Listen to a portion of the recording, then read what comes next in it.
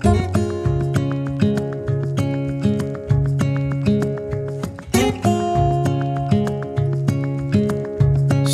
underneath the lights,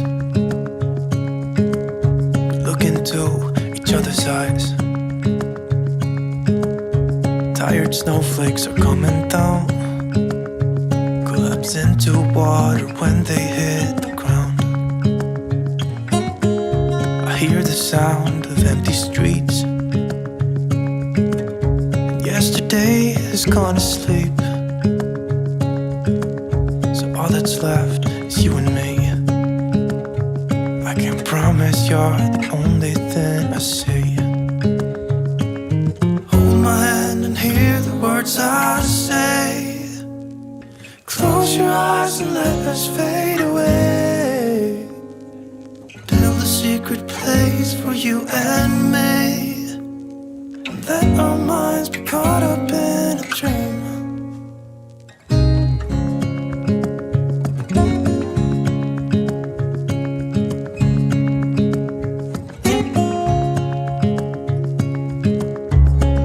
Voices in the night, and time is running out of sight. A lonely wind is passing by, tries to carry all the whispers that it finds. The walls are listening when we talk, making echoes as we walk. There's no one left but you and me. It's like a made-up place that only we can see. Hold my hand and hear the words I say. Close your eyes and let us fade away. Build a secret place for you and me. Let our minds be caught up in a dream.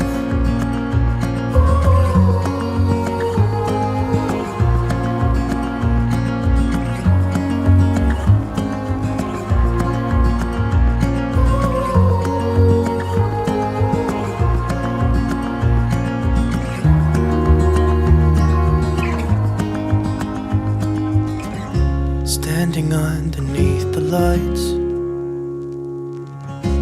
look into each other's eyes. There's no one left but you and me. It's like a made-up place that only we can see.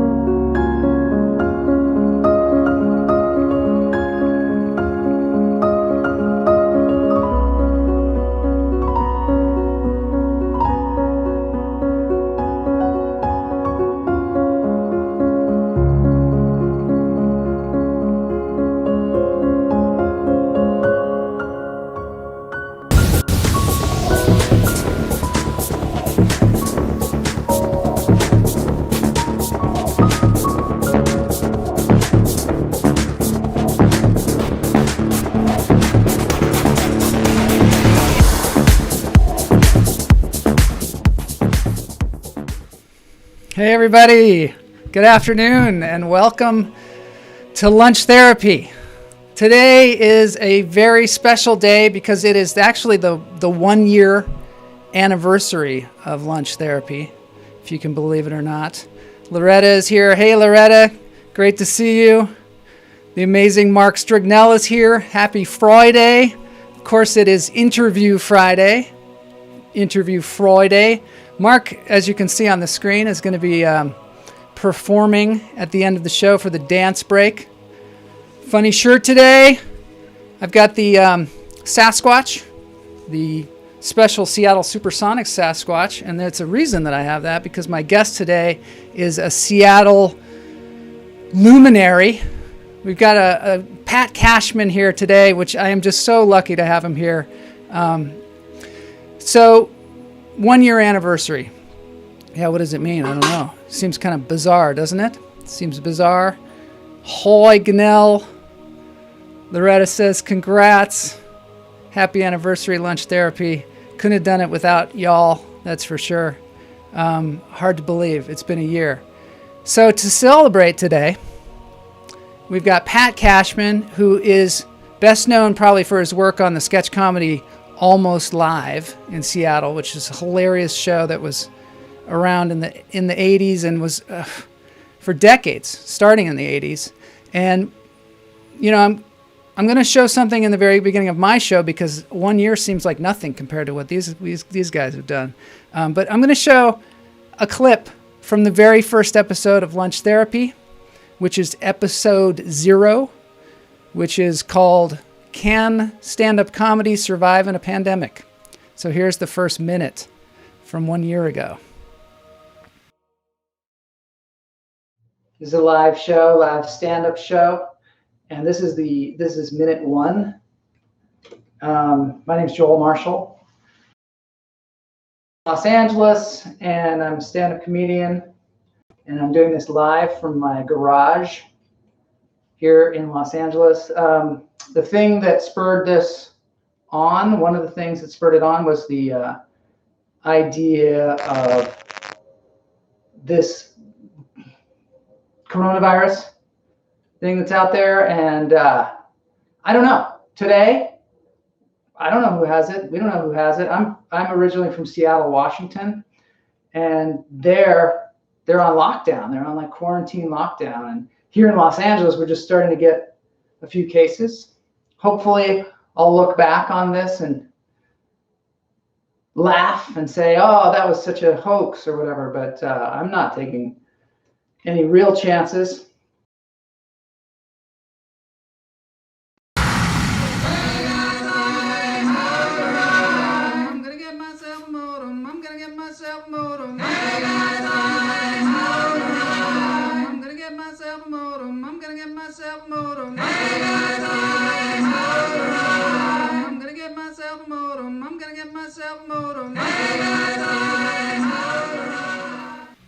Yep, that's how it was 1 year ago today. I had a show.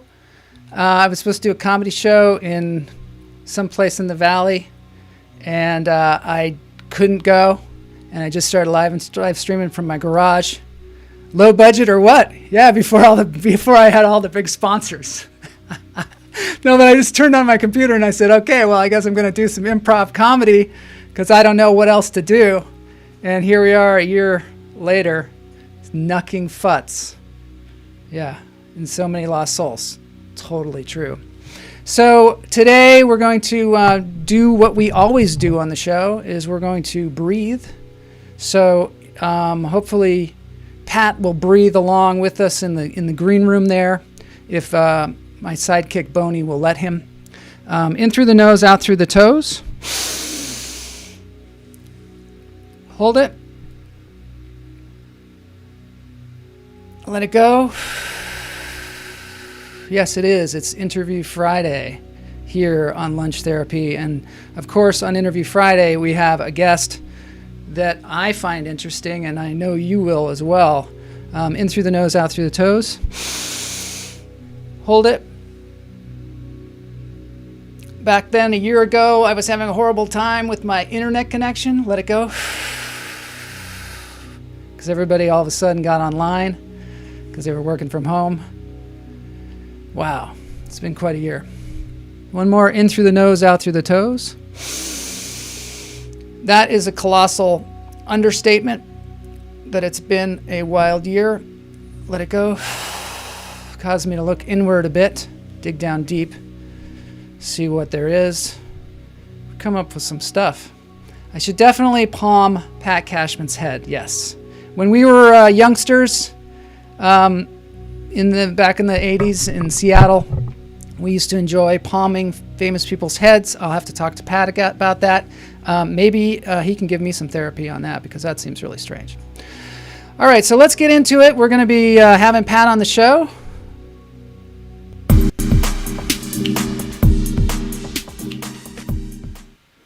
Okay, so this is me again because I'm going to introduce Pat now. Pat has, well, he's been a radio host and a TV personality, but also an author, a stand-up comic, a TV weatherman, a newspaper columnist, a magazine essayist, a sports reporter, a voice talent in radio and television commercials. He's done everything, even video games. So he's won more than 24 Emmys. He's very modest about this kind of thing, so you'll see he'll downplay it probably. But this guy has been a force in the Pacific Northwest television and radio for decades. And now he's clearing his throat. I didn't tell him that we can hear him on there. He's getting ready. He's preparing. There he is. Hopefully he won't cough up a lung. I don't know. Everybody loves... Oh, my God. I better get there. Okay, here we go. Ladies and gentlemen, the amazing Pat Cashman.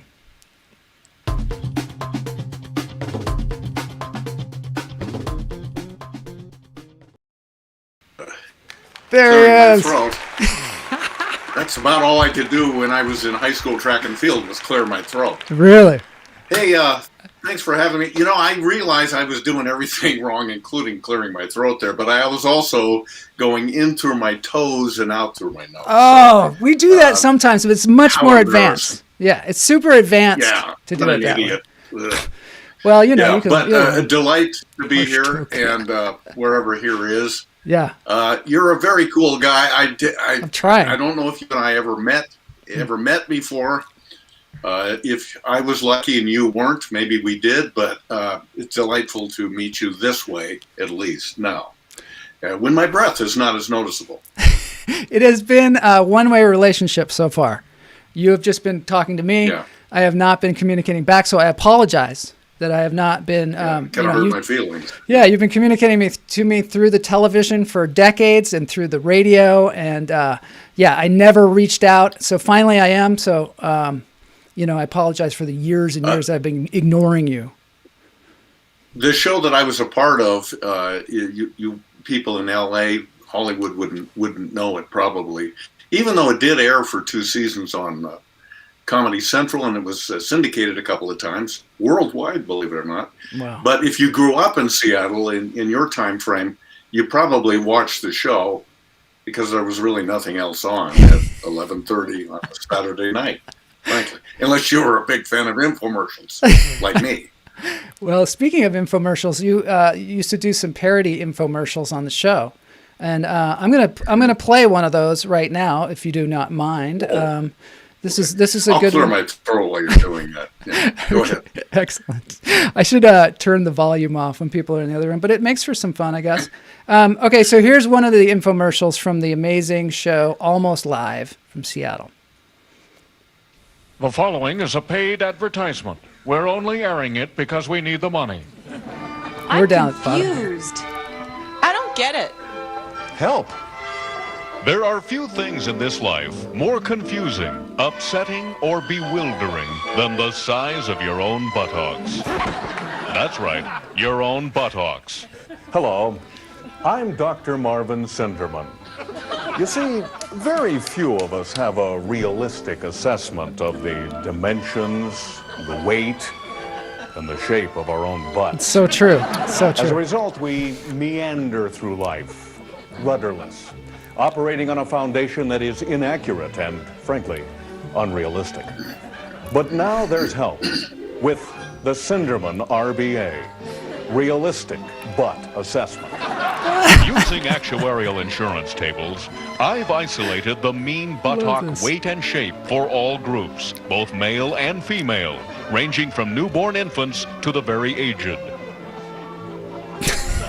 Once your RBA is complete, a trained professional will explain every detail of your test in a pleasant, well-lit room. The Realistic Butt Assessment has helped people from all over the United States, Canada, and beyond. Just listen to this satisfied client. I always thought my butt was bulbous and spongy, but Dr. Cinderman took pictures of my butt from every conceivable angle and then cast an exact plastic replica. Then he pointed to a lot of brightly colored charts and graphs. He showed me that my butt was actually quite normal. Thanks, Dr. Cinderman. And this one. My boyfriend kept telling me that I had This a one, nice butt. it's unbelievable. Eventually, it bothered me so much that I broke up with him, and I went in for a realistic butt assessment. The RBA revealed that my butt was not nice at all, and that my boyfriend was a filthy liar. And now I have a new boyfriend. Hey, get your fat ass in here. Just a minute, sweetie. Thanks, Dr. Cinderman. Oh, it's hilarious. Oh, I cut it off too early, as I do. But anyway, that was so much fun. I have to tell you, Joel, I have no memory of that. All right. That was not one.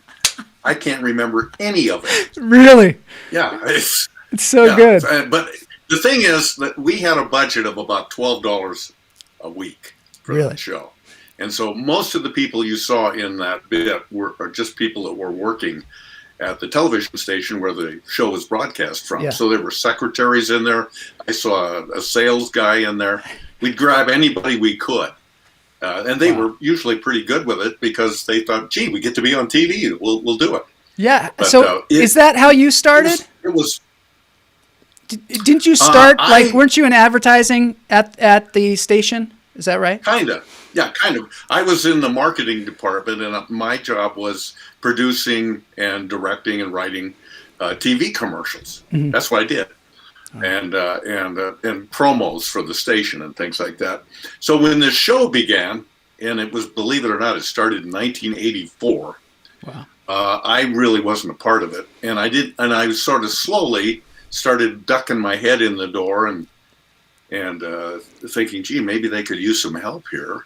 They have to put this show on every week, and they were running out of money and people. So little by little, I started putting my foot farther into the door, and probably in the early 90s is when I really contributed more fully to the show. It ran for 15 seasons. Wow. And so this is what I wanted to get to is, can you make a living doing that when you're doing local television comedy? Because this was just like, it was sort of like you were putting on a full Saturday Night Live show. But you probably had no budget, right? No budget. I had a regular full-time job, as I said, at that TV station, King TV. Mm-hmm. So I was making a living, but it wasn't from the show. In fact, I didn't get paid from Almost Live probably until the latter few years of the show. Wow. But I loved it. It was so much fun, and I think everybody felt the same way. But no, there was no budget. There was no money. And I think anybody who was involved with the show would tell you that in the early days, 84, 85, 86, it wasn't generally very good at all. And it was always under the threat of being canceled all the time. We would hear it all the time. The rumors were, oh, that show sucks. Yeah. Almost Dead. That'd be a better name for it. Almost Funny. But somehow. Almost Funny was the one that Almost Funny. Would say. Yeah. Yeah.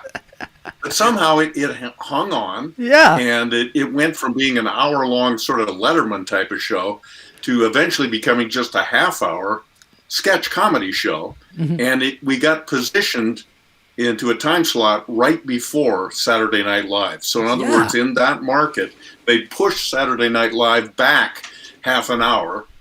Awesome. And we got to lead off with local comedy. And it happened at a wonderful time because Saturday Night Live at that time was not very good. It was one of its low periods. down periods. And so people said, well, this show's okay, I guess. Yeah. So we'll put up with it.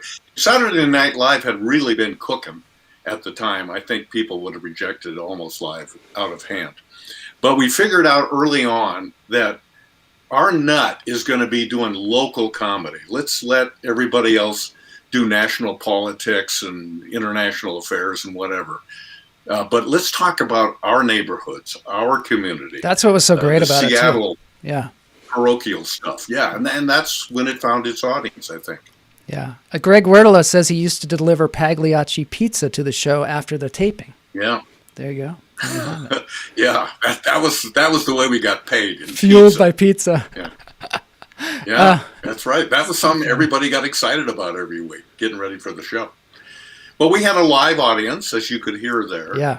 And tickets were free, of course. Mm-hmm. And in the early days, they would bring people in kind of a green room holding area, and they would ply them with wine and beer. So the audience had kind of come staggering into the studio and stuff like that. And that was okay for a while until one time a guy lost his lunch in the middle of the show. Oh, no way. Somebody threw up. So we had to stop down and say, can you bring a mop over here, please?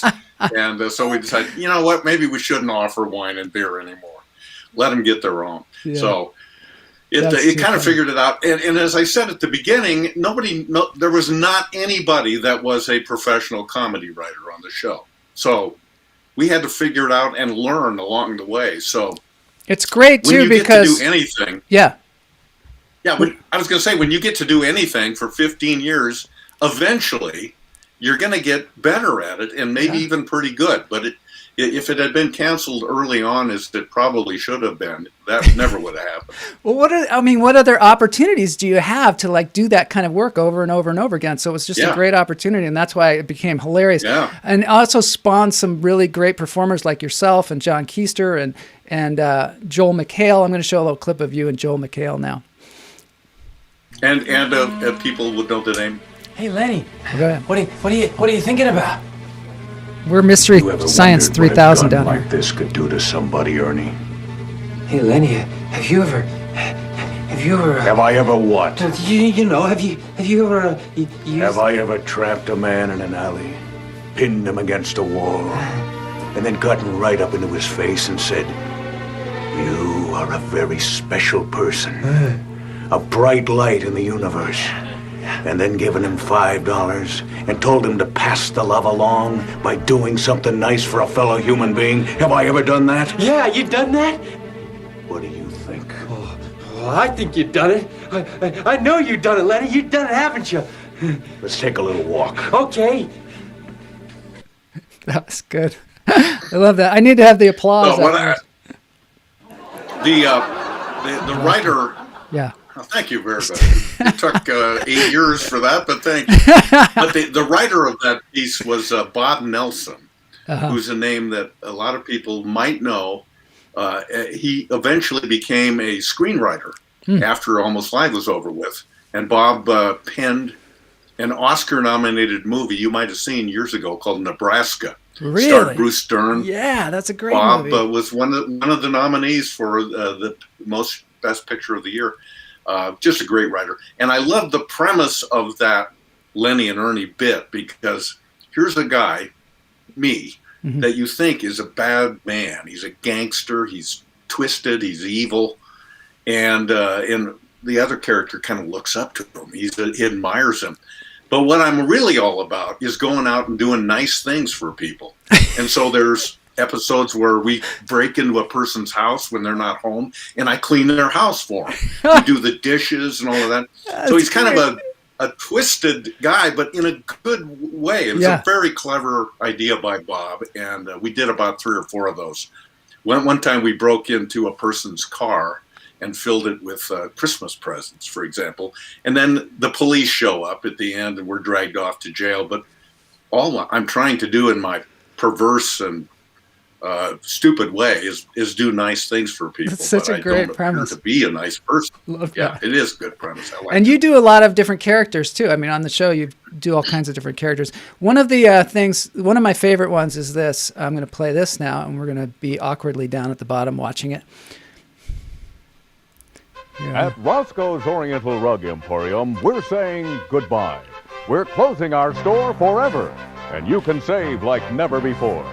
Roscoe's Oriental Rug Emporium is saying, that's it, it's over, we're done, time's up, farewell, so long, toodaloo, we're out of here. We really mean it, no kidding, this is really it this time. Now, I know we've said it before, but this is the real deal this time.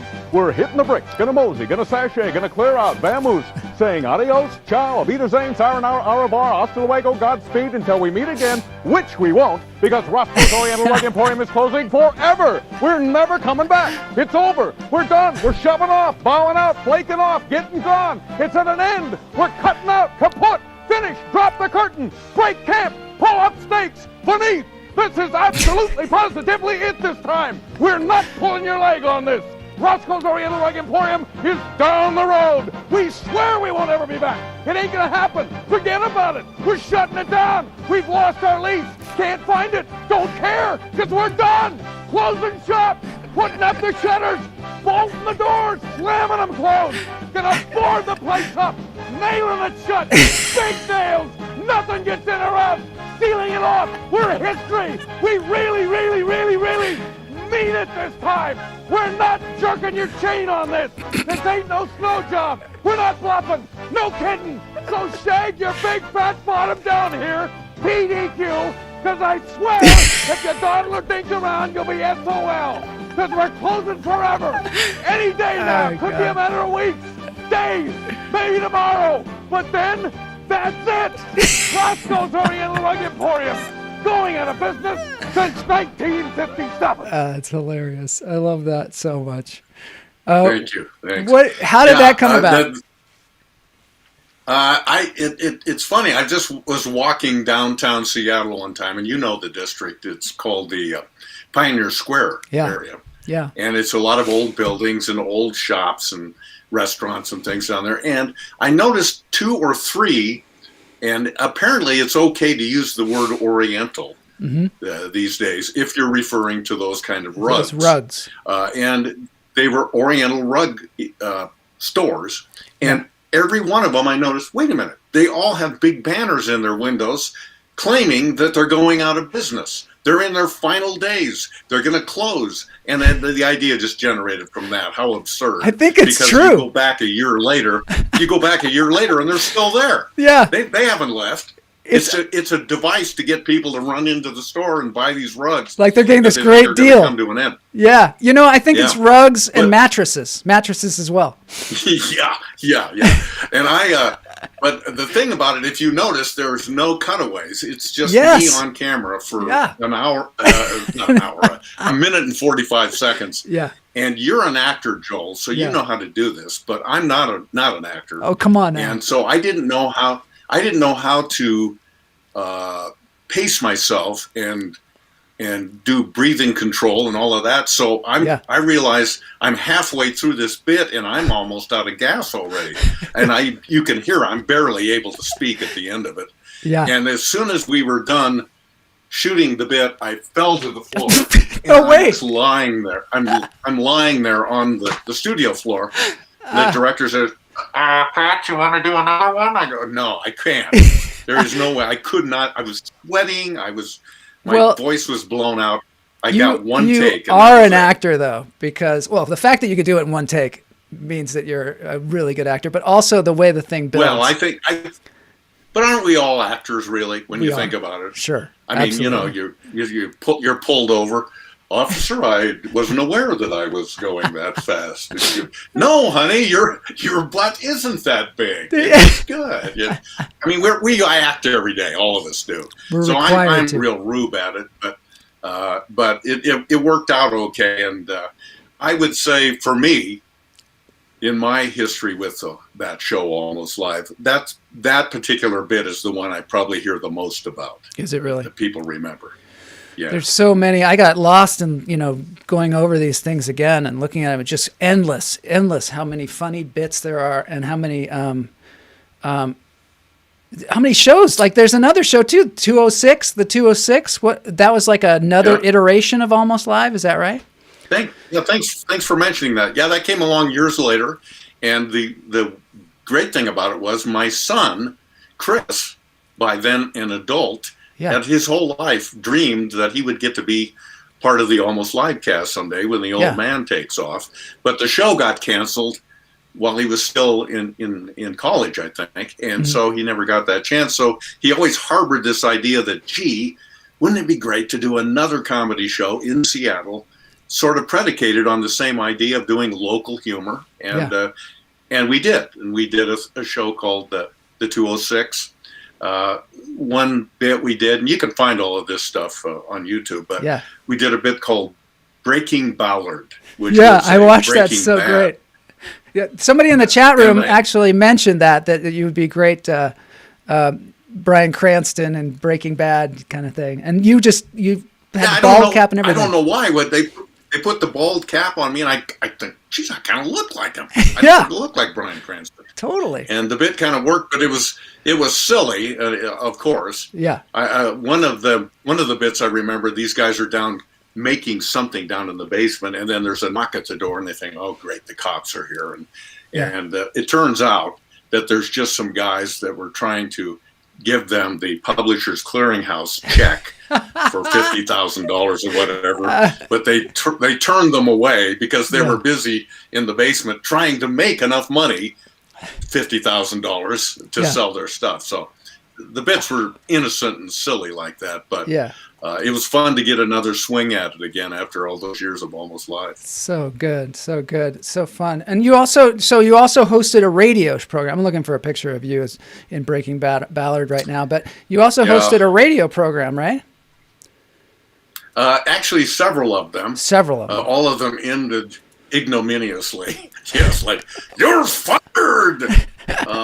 But it was so much fun. Yeah. And I was lucky in that the various program directors and managers of these stations just, for at least a period of time, let me do whatever I wanted to do. Wow. And so I do goofy fake interviews, and we take nutty phone calls, and it had a news component to it as well. Mm-hmm. So it wasn't always goofy. But when we would do a newscast, then I would interrupt, and we'd comment on the news that we just heard. And sometimes it would be, there you can kind of see. There you are. It's a little blurry because it's a tiny photo. Is your son? My son is Jesse. Really? Plays Jesse. He's the Jesse character, and I wondered that. Yeah, he does a good job too. He sounds like him totally. He doesn't look like him just because he's a lot taller and stuff, but he sounds just like him. I don't even think he's really my kid. He's too much taller than me. I remember we had a very tall garbage man in our neighborhood at the time. So that's probably it. That probably is it. Greg Wheedle says my favorite bit was when the area codes changed in Washington. Yes, we in Bellevue. This one's hilarious. I want to play a bit of it because I have it here, and it's also cracked me up. But it's kind of long, so I'm just going to play a little bit of it here.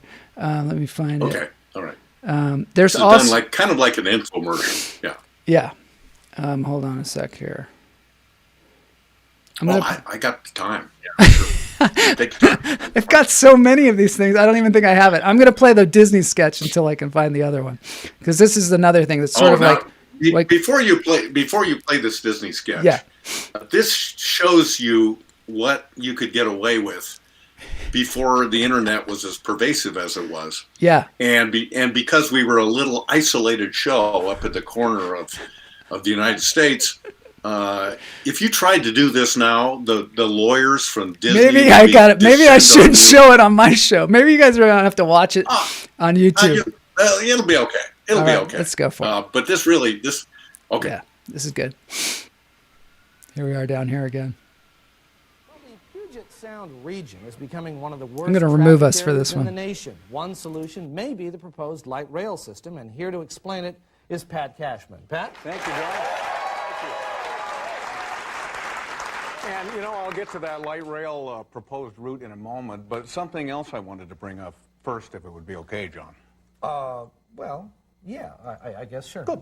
Because as you may have heard a couple of weeks ago, the Disney animated film The Rescuers was recalled from stores nationwide after it was discovered that the cartoon contained 2 frames showing a naked pair of female breasts. Oh, yeah, I heard about that. I guess that's pretty pathetic that someone would get all exercised over 2 frames of video. I don't think that's even perceptible to human vision. I can't, frankly, John, believe that you as a parent of little kids would not be upset about something that was discovered like that in a Disney film. Well, actually, you're right. I don't worry about it too much. Well, I do. Okay? And what I have discovered is a pattern of reckless and suggestive stuff in Disney's animated features. Pat, I thought you were going to talk about light rail. I'm going to talk about light rail, but first, take a look at some of these scenes I found in movies that we thought we knew. Here's an old favorite, Lady and the Tramp. Seems innocent enough. Here's Tramp rolling over. Now let's run that again, slow, and freeze it right there. You notice anything missing, John? It's too hilarious. Is perhaps this movie actually better named Lady and the Other Lady? I never noticed that before, Pat. There's more, John, much more. Here's cute little Jiminy Cricket hopping onto the fireplace mantel. There's Geppetto painting on Pinocchio's face. Look where Jiminy's hand is. Can you believe that? He's having a fine time. And he seems to know exactly what he's doing. I think you've made your point, Pat. Okay. I wish that was the end of it, John. It's not. Remember Bambi? Seems like such a sweet film. There's no way, not This scene Bambi. coming up with Thumper and his girlfriend.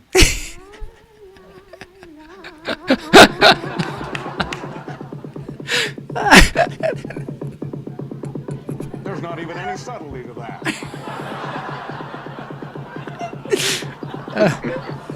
That's hilarious. I like what he says here, too.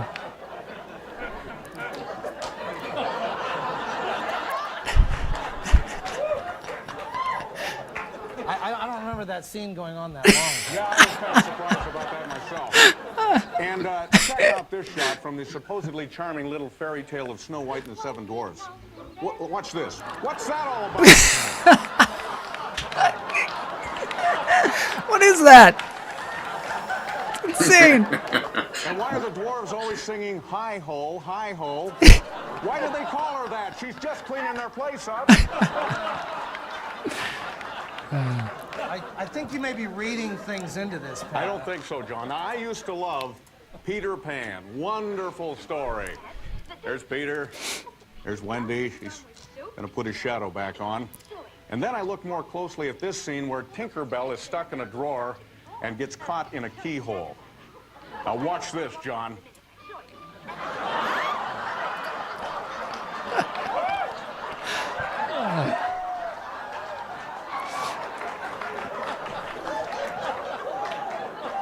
You slow that down a little bit and you add some music to it and you got something downright disgusting. Oh, no.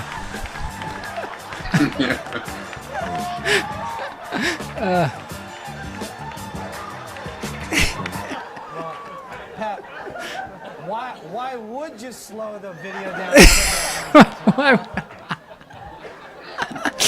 Well, I'm just saying, there's a lot of sickos out there, so you don't put it past them. They could do that. All right, look, Pat, we're just about out of time. You haven't talked at all about light rail. Not at all. Okay, I'm going to get to that right now, and I was just about to do it. Now, if you look at this animation of the proposed light rail system, you will see it terminates down near Tacoma. Hey, you know something?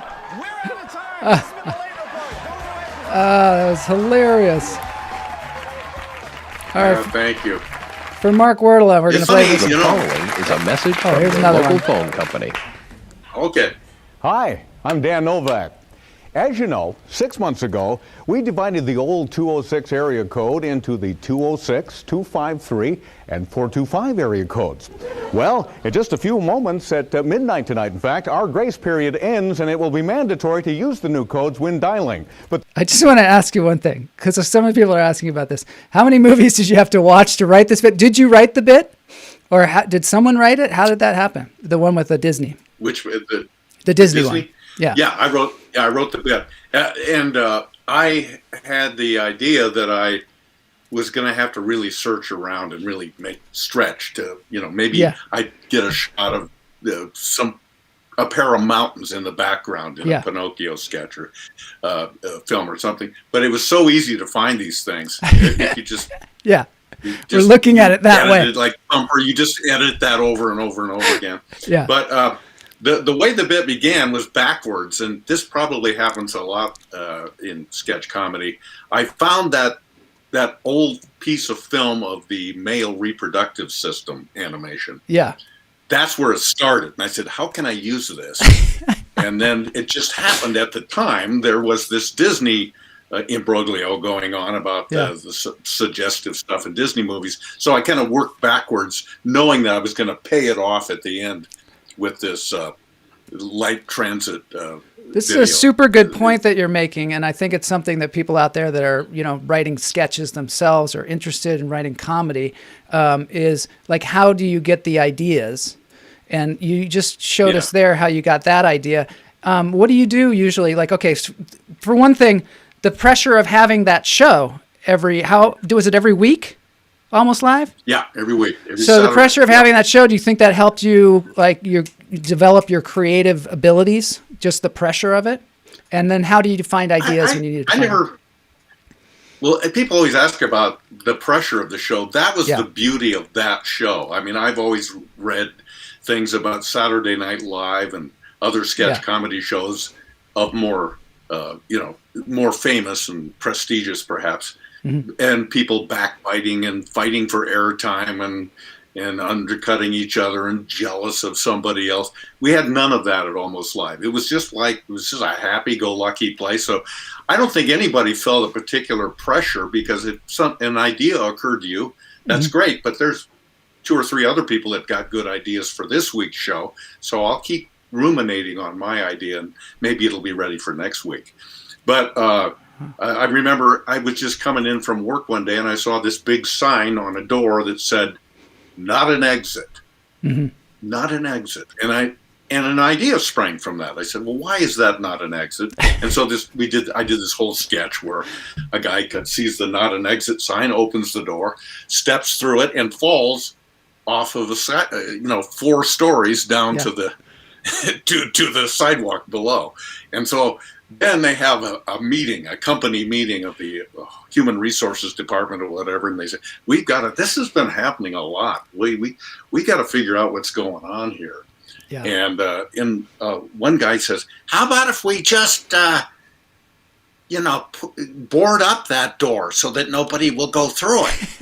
And then the guy is hooted down like, "Well, that's a stupid idea, Larry." and so it also speaks to the kind of group mentality, if one guy has a good idea, but it doesn't comport with everybody else's idea, then he's picked on and pilloried, and he goes off and stands in his corner. So a lot of bits are just predicated on something so simple, and you get into that becomes part of the way you look at life. You just see things. Oh, that's interesting. That might be an idea for a sketch. It's almost always something really small like that. Yeah, that's what I find. That's what I think too. It's like always something small, and then you're like, oh, then you kind of have to chase it down, right? I'm going to play this sketch because Greg Wheedle in our chat room is chomping at the bit to see this bit. So we're gonna play it now. Thanks, Greg. It's a good one. It's a good one. Good news is that it's actually very simple. When calling another area, just dial that code before the number. If it wasn't long distance before, it won't be now. So there's no need to dial a 1 first. It's as easy as that. Now let's see if our studio audience has any questions. Yes? Yeah, do you have to dial a 1 first when calling the 425 area code? Good question. I should have made that more clear. The answer is, if you didn't have to dial a 1 before, you don't have to now. Yes? Oh, he asked the same question I was going to ask. Oh, good. Good. Then I guess we already cleared it up for you. Okay, cool. Yeah. So he's funny. I should dial a 1 then? He Did wrote you have to dial a 1 before? No, I've never called there before. I see. I don't have a phone. I'm kicking myself right now because in explaining the new codes, I forgot to mention that this only applies to people who actually have telephones. Yes, your question. Did I hear you right? All of a sudden we have to dial a 1 before every call? I may have made this sound a lot harder than it is. Remember, use the new area codes, and if it was long distance before, then you dial a 1 right here. And if not, then don't dial that number right there, okay? Yes, sir. Yes, if you're in the old 206 area and you call Enumclaw in the 360 area code, do you have to dial 253 and 254 before dialing 356? Since they're in the way now?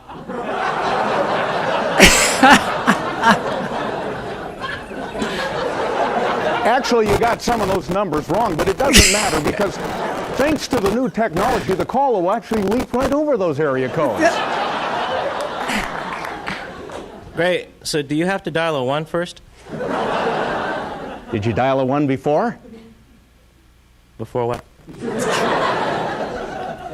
All right, that was hilarious. Yay! You know, you say you're not an actor, but the whole skit only works if you're an actor. Because you get more and more frustrated with this thing. And I think anybody can understand this whenever. This is another thing that you were saying, like in like when you have like a group of people and you're trying to explain it to them, there's always people that have these ridiculously, stupid questions. I know.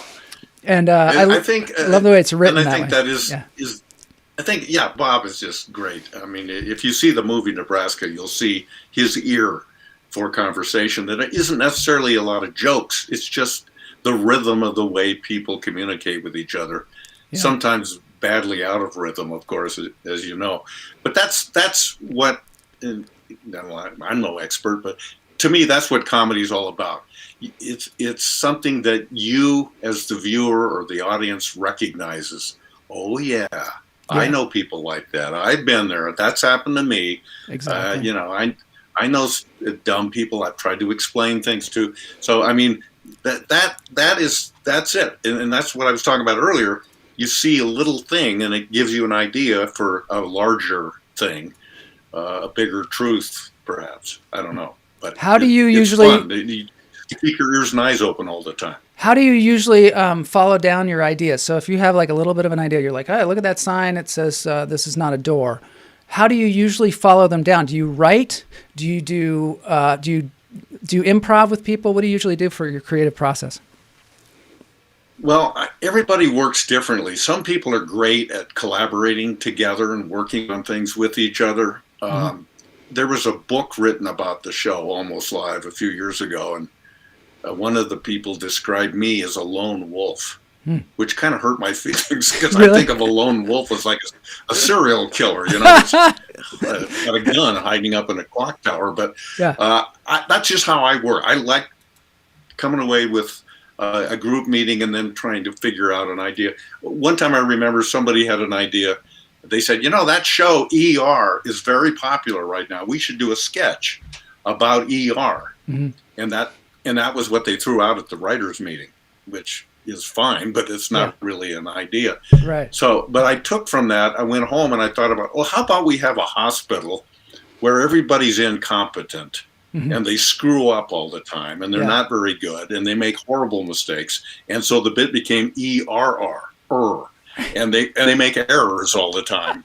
And that became a bit. So sometimes just a suggestion rolls into a bigger idea for a script and a routine.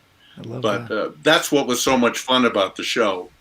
Being in a show like that, there was not anybody holding a gun to your head. You got to come up with a bit. You got to get it done right now. If you don't, you're curtains, mister. It was never like that. It was always fun. And when you don't have an enormous amount of pressure on you, I think the ideas, they're not blocked anymore. They come right to you. That's interesting. Really You're not easily. like afraid. You're not afraid. We're going to have to wrap it up pretty soon, but since Chuck mentioned Seattle weather, I want to show a clip of JP Patches. I talk about JP Patches on the show all the time. People think I'm insane. But I'm a huge fan. And I would say this, Joel, I would say there's a direct line from JP Patches to Almost Live. Really? I mean, because he was doing local humor, he was doing bits and jokes, and it was very locally based, as you know. Yeah. He was kind of the progenitor of the show that we were all influenced by. No question about it. I think so many people were influenced by JP Patches, myself included. This show is influenced by JP Patches. I've shown on here before pictures of Nirvana and like they're dressed like Gertrude, and I mean, I just think that it had a huge influence on a lot of us. And this is just a clip that I found while I was looking through your stuff of him with the weatherman at the station. Will be in the upper 30s. The highs will be in the upper 40s. And someone's Yeah. I'm going to talk to one of the real weather experts. Would you please step up here, sir? This was the actual weatherman at a station. It's Yeah. Friday In the the middle of 13th. his That's right. That's right. Now tomorrow's forecast. I love it when he does that. And the guy just is like, I don't know if that's Harry Wappler or who that was, but they're like... It's Harry Wappler. Yeah, Harry that was Wappler, yeah. I went to college with his son. and everything he's about to present, all of a sudden, Just gone. And he's cool with it, too. He's like,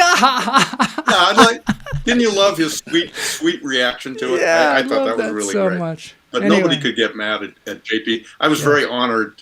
JP, his real name, Chris Wheedle, passed away some years ago, and I was really honored to get to be the MC for his memorial service. He was really special. He was special. And Bob Newman passed away recently, too. Gertrude. Yeah. All right, so... A man who dressed up like a woman. Yes. I actually dressed up like him, and I want to show you this in a moment here because I have a little thing here that we're going to do. It's a little Seattle quiz, but it's a speed round, okay? Seattle speed round quiz. I'm not really good at these things. I know, that's good. So, but we're going to give it a whirl. What I did is I put together a few Seattle historical things, and we're going to try and guess what they are. This is me dressed up as Gertrude. And you're a far more attractive Gertrude than the actual Gertrude. I don't know. And I mean that as a compliment. Well, thank you. So this, you know what this is? Yes. What is it? It was called the Bubbleator. Thank It you was very in the much. 1962 World's Fair. Nice. And when you stepped onto the Bubbleator, yeah, a man would operate it, and he would say, "Kindly step to the rear of the sphere." See, you're better at this than I thought. You're better at this than you thought. No, I thought you'd be good at it. I got okay, lucky. here's the next one. Oh, there's the Bubbleator now. Oh, by the way, the Bubbleator. There it is. Somebody bought it at the greenhouse. Yeah, there it is. This one. Isn't that cool? Yeah. What's this? That's the Hammering Man, who is making very little progress. He's been there for years, and he just keeps working away at it. The Hammering Man, not as efficient as the Power Saw Man. Yeah, he's much more efficient. I did this quiz with a young comedian, Ariana Ramick, who's also going to be on the show on Monday. And she threw in some of her images as well. But I was amazed at the fact that the kids today, they don't know the Seattle history. And they didn't know what this was. Do you know what this is? I've forgotten the name of it. It's getting hard. That is a character from JP Patches. Yeah, that's hard. Any real JP fan will name that right away. That is It's Gorst. kind of a combination of letters. Gorst the Friendly Furple. Gorst, yes. Gorst. That's Gorst, also Bob Newman. There they are. And Gorst is a little town in Washington State. Is it really? Too. I didn't know that. Yeah, Washington State has a town. I used to do a bit where I would talk about city slogans in Washington State. Mm-hmm. And the city slogan. Oh, no. Right at the end of the statement, I lost you. City slogan of... So this is maybe a quiz. The city slogan of there... Let's see if I can get him to come back. I'm going to go back. So I'm moving on now, and I'm... Oh, good. Haha.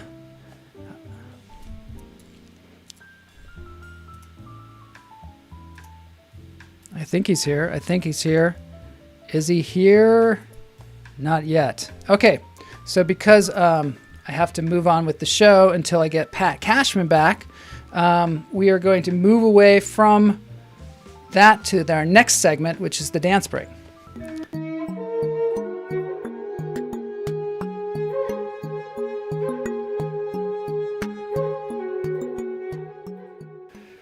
Gorst is saggy. I think that's a good point. He is so saggy. This is great. This was really fun having Pat on the show. I lost him mid statement, but we're gonna catch back up with him, I'm sure, in the dance break. This is the box over here on my right, where I used to have my friend Pat Cashman but now he seems to be gone.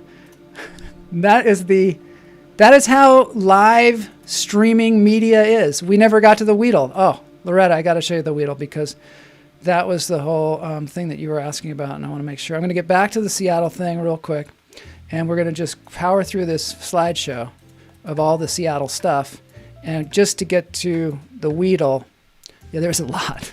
I wasn't going to show all this stuff. The question is, what is the Wheedle? And the Wheedle is this. The Wheedle lives at the top of the Space Needle, and there's a book called Wheedle on the Needle, and I highly recommend this terrific book for young people and old. And that was the hook. That was the hook to get people to watch the show. It was like we were going to explain what the Wheedle is, and I did say that Pat was a good friend of the Wheedle. There we go. I don't know. He looks a little evil in that picture. He's a really nice guy, though. Really nice guy. I have Pat on the phone, I believe.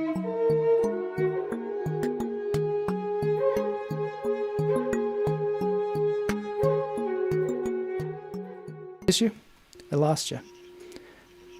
I have Pat on the phone. I'm going to go ahead and dance the show out. But we really appreciate you being on the show. And thanks so much for joining Lunch Therapy. And I hope that you have an open invitation to come on the show anytime. Anytime. All right. Thanks so much, Pat. Okay, I'll see you tomorrow. Okay, bye. All right, that was Pat. I lost him, but it was pretty good timing. And now, for the dance break, I am going to have a song, a Seattle song, played by Mark Strugnell, who is in the chat room, thank God. And let's just see what the chat room is saying, because if you know, you know. That's right. If you know, you know. Yeah, the Wheedle is a tiny bit Grinch-like. He is a little Grinch-like. I think he's got to be inspired by Dr. Seuss, right? He's got to be. And I think he even had like a little dog. I don't know. Thanks, Pat, for being here. Pat was great. We lost him like right at the last second. We don't want to know what you're up to now. I'm going to give you an update on what he's up to now. Right now, he does do a podcast, an almost live podcast that's out there. But you can go to his website, patcashman.com, I believe. Just Google Pat Cashman, and you'll see he does interviews with the almost live people. Joel McHale, he does a great podcast with him. It's hilarious. And he's such a pro. Yeah, he really is. So everybody's thanking Pat. And now we're excited for Mark Strugnell. Mark plays, Mark sings. You got to go see his channel and subscribe. Mark Strugnell on YouTube. And now, without further ado, this is Mark doing a Pearl Jam song. Here we go, dance break. I'm going to be dancing.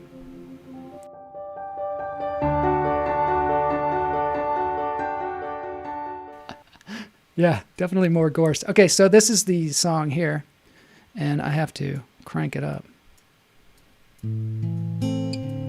Okay, it's kind of a mellow song because it's a Pearl Jam kind of mellow thing. So I don't know how much dancing I'm going to be doing. Mark put pictures of Pearl Jam in the video because I don't know. I'm going to try and be quiet. There's the band.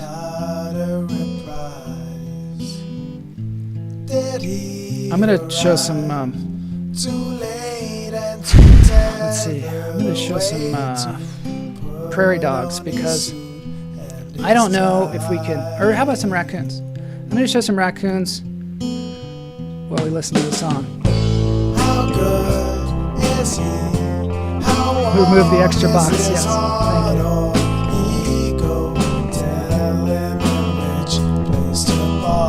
We can't just look at Pearl Jam all the time while we're listening to this awesome song.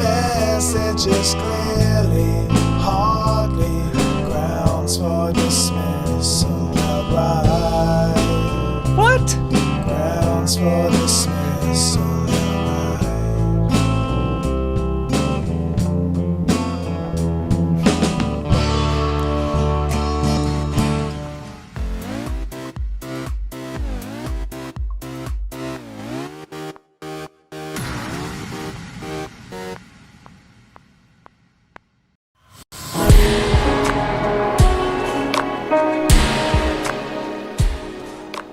somehow I lost the whole song, and I just, I want to tell y'all to go to Mark Strugnell's website or his YouTube channel, Mark Strugnell. Thanks everybody for being here today. I had to come back because I had a problem with my video that it just totally went to the end of the show, but I was not ready to go. And since it is my show, I can do whatever I want, as long as it's okay with Greg Wheedle. I think the raccoon ate him. I can show raccoons during Mark's song. Pear jam. I love pear jam. It's so delicious. Next week, we are going to have an interview with the incredible Ivana Chubbuck, master acting teacher. We are also going to have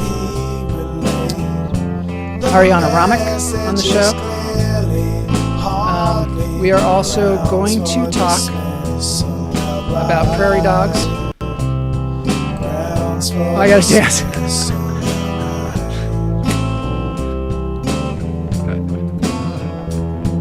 I am gonna play the whole song. I'm gonna shut up too.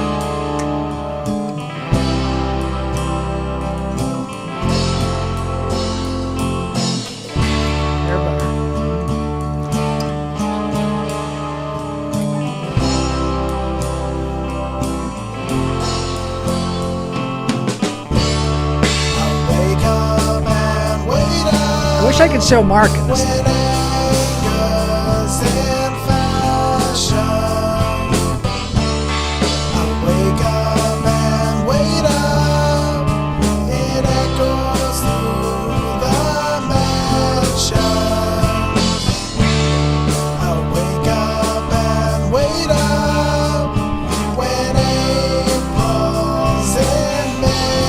Pretend that I'm Mark.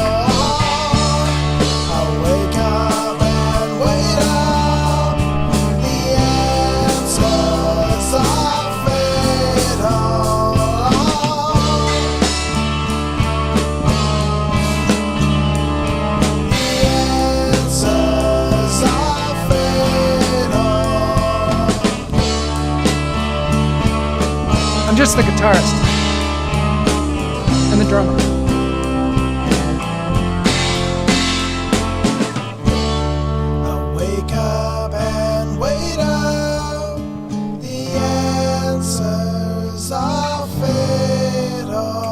Thanks everybody for being here.